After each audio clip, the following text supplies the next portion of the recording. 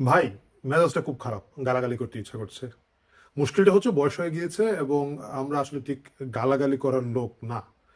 তারপরে যেহেতু গালাগালি করতে ইচ্ছে হচ্ছে, আজকাল যারা গালাগালি করে তাদের কারো একজনের গালি শুনে আসি। যারা টেলিভিশনে দেখছেন বা একটু ভলিউম বাড়িয়ে দিয়ে শুনছেন, তারা একটু ভলিউমটা কমিয়ে ফেলুন এবং বাকিরা কানে হেডফোন দিয়ে দেন, তাহলে সাউন্ড ভালো পাবেন।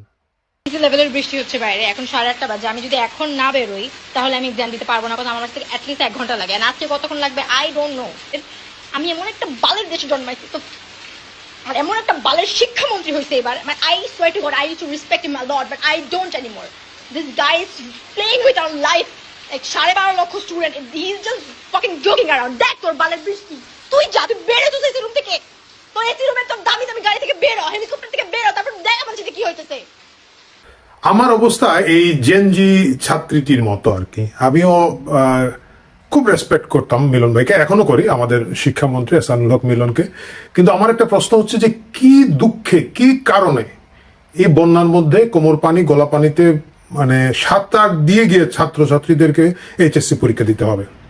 আমি জানি না তারেক রহমান এবং তারেক রহমানের শুভার্থী যারা আছেন তারা বুঝতেছেন পারছেন কিনা মা, যে তাদের যে শিক্ষামন্ত্রী আছেন এহসানুল হক মিলন খুবই ভালো লোক, খুবই ডেডিকেটেড লোক, কিন্তু ডেট এক্সপায়ার্ড মাল, যেটা আমি আগেও একটা ভিডিওতে বলেছিলাম যে তার পক্ষে এখন আর আসলে বর্তমান যুগের সাথে তাল মিলিয়ে কাজকর্ম করার মতো অবস্থা ওনার আর নাই।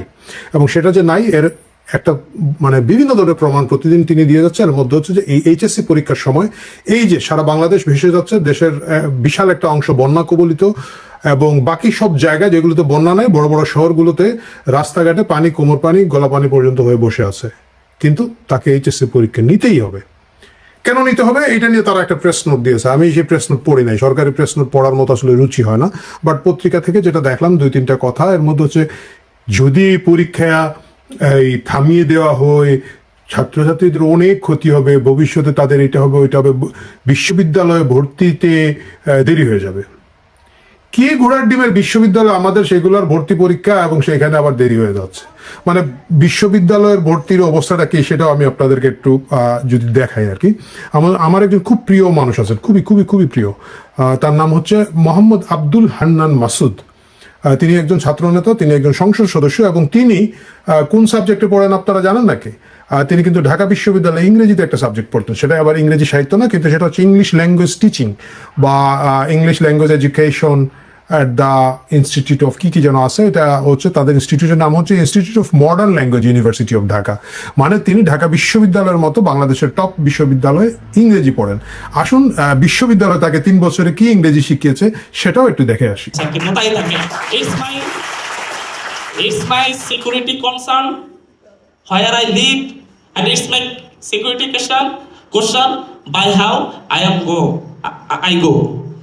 তো এই হলো আর কি আমাদের শিক্ষার অবস্থা। মানে হান্নান মাসুদের ইংরেজি শুনে আমাদের যে শিক্ষকরা আছেন, মানে ওই ডিপার্টমেন্টের যে শিক্ষকরা আছেন, তাদের যদি মিনিমাম লাজ লজ্জা বোধ থাকতো তাহলে তারা চাকরি ছেড়ে বাংলাদেশ ছেড়ে হিমালয়ের গর্তে বা গুহায় গিয়ে বসে ধ্যান করতে শুরু করে দিতেন, যে ভাই কি বানাইলাম, কি হইলো, এবং আমরা যে এখানে পড়ালেখা করিয়েছি লোকজনরা, এটা যেন তোমরা আর কাউরে বইলো না। এটার জন্য দরকার হলে তোমাদের কাছে আমরা কিছু টাকা পয়সা দিই, তোমরা খবরদার বইলো না যে তোমরা আমার ছাত্র।